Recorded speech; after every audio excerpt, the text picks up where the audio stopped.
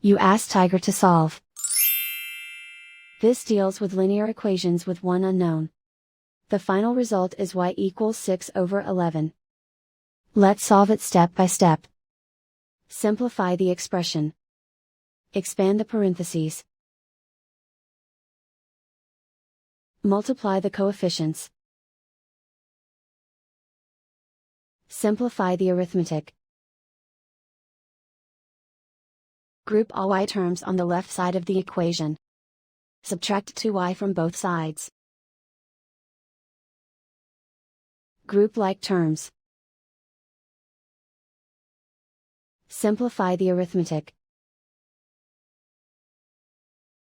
Group like terms. Simplify the arithmetic. Group all constants on the right side of the equation. Subtract 15 from both sides. Simplify the arithmetic.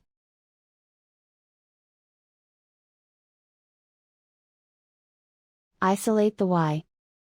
Divide both sides by -22. Cancel out the negatives. Simplify the fraction. Cancel out the negatives. Find the greatest common factor of the numerator and denominator. Factor out and cancel the greatest common factor. And so the final result is y equals 6/11.